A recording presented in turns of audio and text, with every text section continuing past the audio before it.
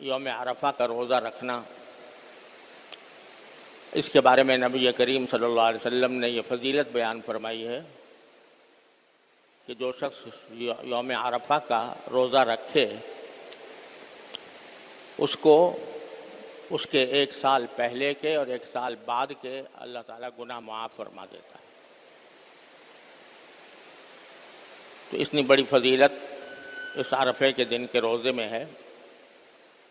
اللہ تعالیٰ اس فضیلت کو حاصل کرنے کی ہمیں توفیق عطا فرمائے۔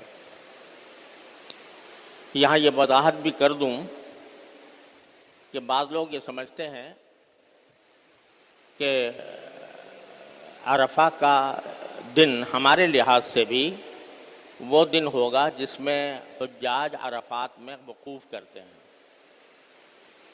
ہمارے اور سعودی عرب میں عام طور سے 1 دن کا فرق رہتا ہے، یعنی سعودی عرب میں عرفے کا دن پیر کو ہوگا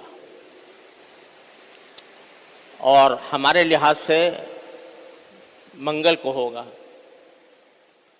تو بعض حضرات یہ سمجھتے ہیں کہ یوم عرفہ کی جو فضیلت ہے یہ اسی دن ہے جس دن کے حجاج عرفات میں وقوف کر رہے ہوں، لہذا یہ سمجھتے ہیں کہ بھئی ہمارے لحاظ سے بھی ہمیں پیر کے دن یوم عرفہ کے احکام اختیار کرنے چاہیے،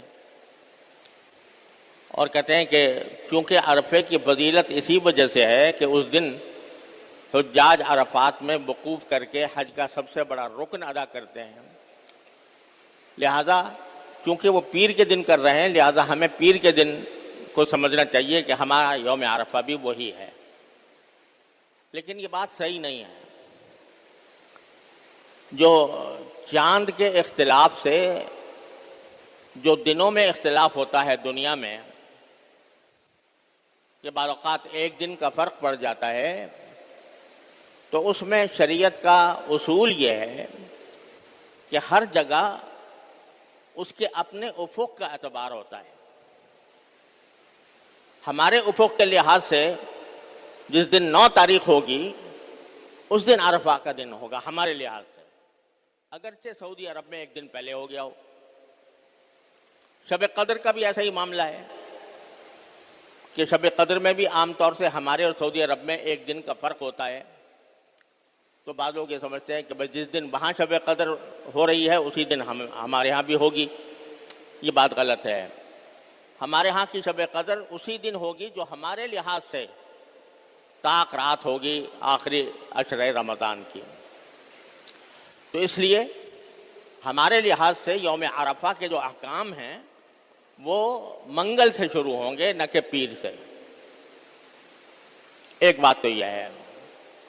اور یوم عرفہ میں ایک حکم تو یہ ہے، حکم سے میری مراد یہ کہ فضیلت بیان کی گئی ہے عرفے کے دن روزہ رکھنے کی کہ 1 سال پہلے اور 1 سال بعد کے گناہ اللہ تعالیٰ اس سے معاف فرما دیتے ہیں۔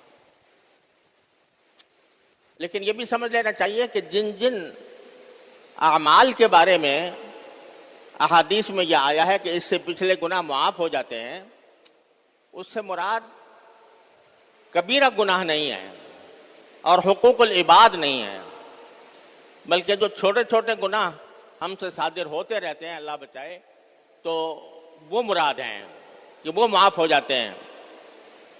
جہاں تک کبیرہ گناہ کا تعلق ہے وہ بغیر توبہ کے معاف نہیں ہوتا، الا یہ کہ اللہ تعالیٰ کسی پر اپنے فضل و کرم سے اپنی رحمت فرما دے۔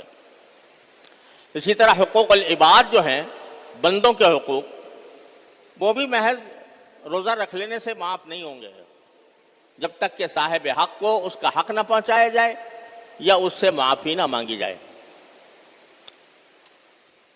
تو ایک حکم تو یوم عرفہ کا یہ ہے۔